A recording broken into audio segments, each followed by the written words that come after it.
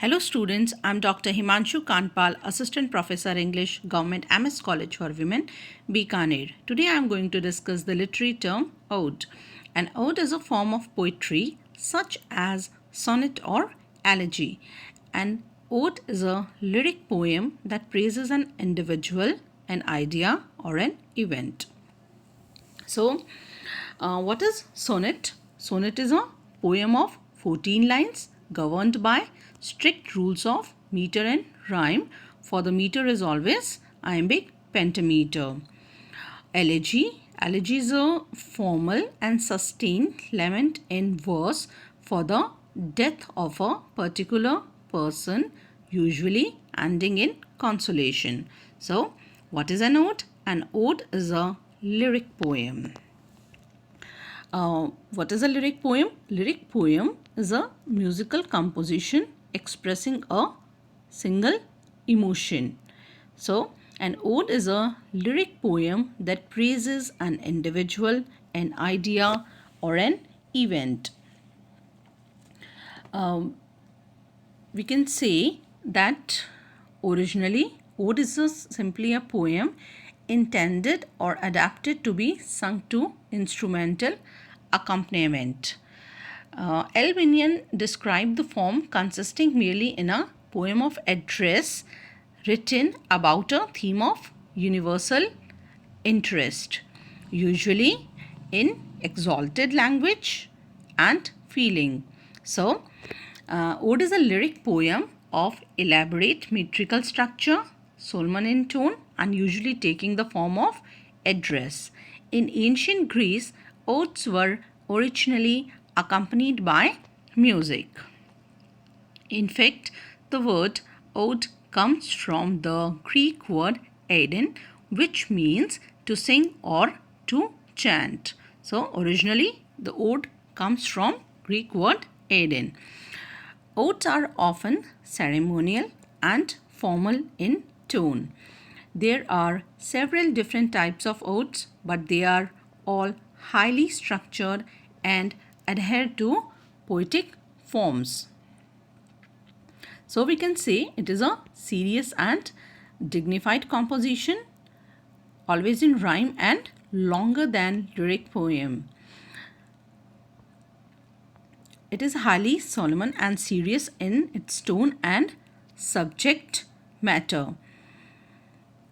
The poet is serious in the choice of his subject and the manner of its presentation. However, the tone is often formal. It is highly solemn and serious in tone and subject matter and usually is used with elaborate patterns of stanzas. However, the tone is often formal. A salient feature of ode is its uniform metrical feet, but poets generally do not strictly follow this rule, though use highly elevated theme. Originating in ancient Greece, ode poems were originally performed publicly to celebrate athletic victories. Later, this poetic form was favored among English Romantic poets who used odes to express emotions using rich descriptive language. Today, we use the term ode to describe any outpouring of praise, and modern ode poems have evolved to include various styles and form. As quoted by M.H. Abrams in a glossary of literary terms, what is an ode? A long lyric poem that is serious in subject and treatment, elevated in style, and elaborate in stanzic structure. As Norman Maclean has said, the term now calls to mind a lyric which is massive, public in its proclamations, and Pindaric in its classical prototype. The prototype was established by the Greek poet Pindar, whose odes were modeled on the songs by the chorus in Greek drama. Before moving to Greek poet Pindar, Once again, we are going to have a look at the characteristics of ode. As stated by Amateur Brahms in Glossary of Literary Term, we can say it is exalted in subject matter and elevated in tone and style. The poet is serious in choice of its subject and manner of its presentation. It is longer than lyric proper. Uh, its expression is expected to be much more elaborate, impressive.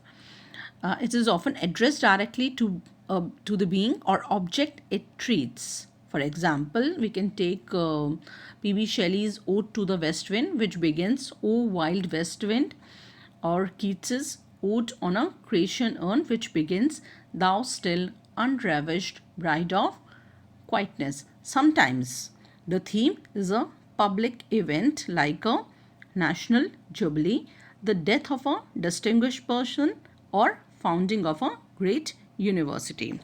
So, the prototype of ode was established by the Greek poet Pindar, whose odes were modeled on the songs by the chorus in Greek drama. Pindar's odes were encomiastic, that is, they were written to praise and glorify someone. His complex stanzas were patterned in sets of three. Always remember that the Greek poets Pindar's odes were patterned in set of three. Moving in a dance rhythm to the left, the chorus chanted the strophe. Moving to the right, the antistrophe. Then standing still, the epode. These terms are important: strophe, antistrophe, and epode, if we study Pindar's odes. The English Romantic poets wrote many odes, all of which explode intense emotions, while Romantic odes deviate in form and meter. Remember that Romantic odes deviate in form and meter from the traditional Greek ode. As we can say, the change is necessary, and many of the Romantic poets, they have employed their own their form and meter from the traditional Greek ode. They all tend to follow some kind of traditional verse structures. So now we move on to the three main type of odes. Pindaric ode. Pindaric odes are named for the ancient Greek poet Pindar. Pindar was the most famous ancient Greek lyric poet from Thebes, who lived during the 5th century BC and is often credited with creating the ode poetic form. So the credit goes to poet Pindar. Now, what are the important characteristics of a Pindaric ode? It consists of a strophe, an antistrophe, that is melodically harmonious, and an epode. Three terms: strophe, antistrophe, and epode. Pindaric poems are also characterized by irregular line lengths in rhyme schemes. Pindar's odes were delivered to the boys and young men who triumphed, who were victorious in the Greek classical games, and were performed with song and dance. Pindaric odes experienced a revival in 1550s in France and derived from poetic imitations of Pindar's style. English odes written in the Pindaric tradition include Thomas Gray's The Progress of Poesy. He is one of the transitional poets. The Progress of Poesy, a Pindaric ode, and William Wordsworth, who is one of the great romantic poets, ode intimations of immortality from reflections of early childhood. Now we come to the Horatian ode, named after Roman poet Horace, who lived during the 1st century. The Horatian ode consists of 2 or 4 line stanzas that share the same meter, rhyme scheme, and length. Unlike the more formal Pindaric ode, the Horatian ode traditionally explores intimate scenes of daily life. Horace broke away from the strict structure of the Pindaric Ode and focused on more personal, informal topics. So, the Roman lyric poet who said to have influenced English poet Horace used ode in simpler in form than the Pindaric and therefore easy to imitate. It consists of number of short stanzas similar in length and arrangement. The works of Horace served as a model to English imitators of the form, and they are known as Horatian odes. The stanzas are short, having 4 lines and convey similar meaning. Horace broke away from the strict structure of Pindaric odes and focused on more personal and informal topics.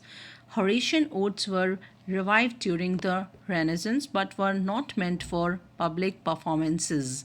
They are more often intimate reflections on friendship, love, and poetry itself. Andrew Marvell's Horatian Ode upon Cromwell's return from Ireland. Horatian odes are also called as homostrophic because they are written in single repeated stanza form. Now we move to the irregular odes. Regular Pindaric ode in English is imitation of Pindaz form, which all its strophes and antistrophes in one stanza pattern and all epodes in other, whereas irregular odes follow neither the Pindaric form nor the Horatian form. Irregular odes typically include rhyme as well as irregular verse structure and stanza patterns, also known as Cowleyan ode after English poet Abraham Cowley. The irregular ode relaxes the structure of the ode poem even further.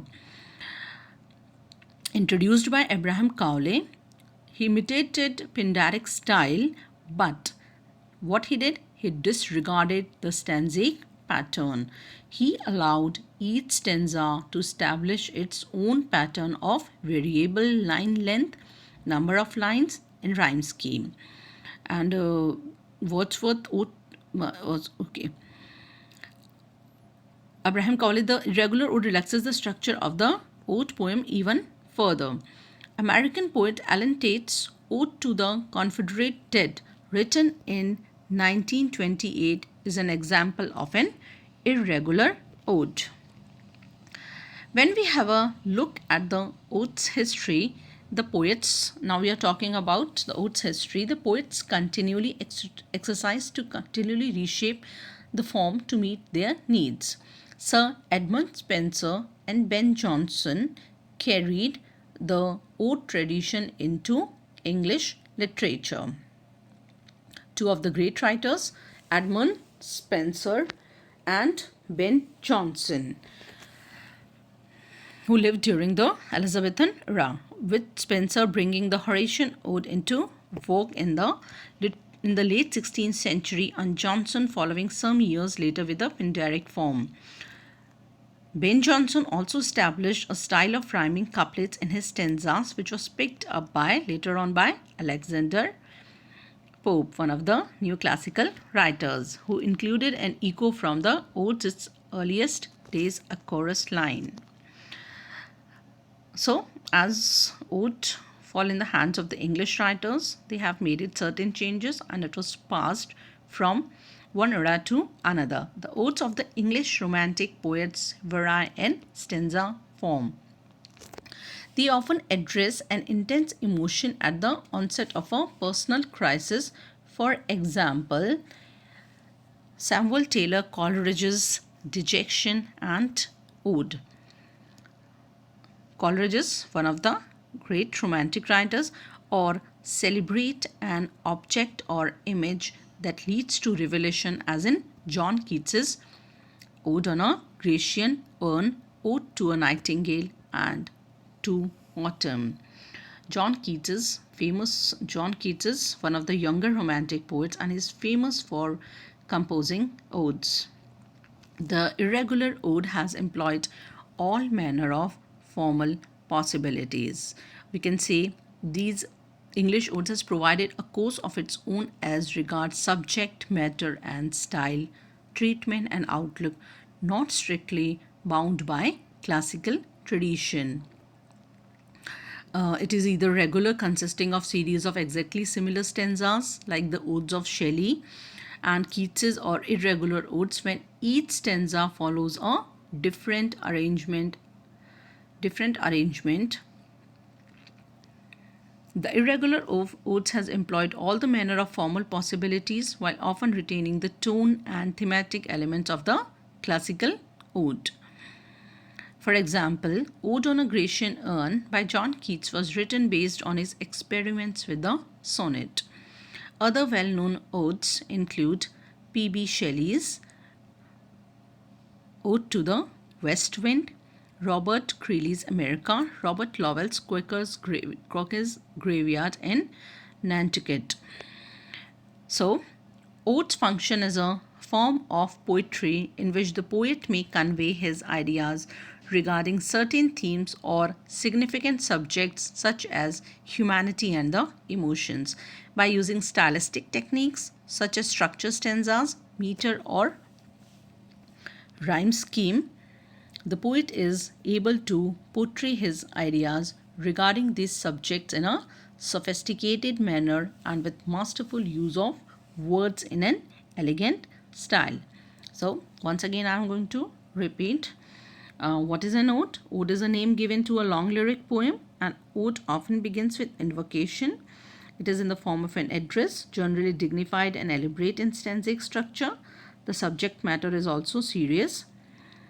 Pindar, three types of odes: Pindaric odes, Horatian odes, and irregular odes. Pindaric ode takes its name from the Greek poet Pindar.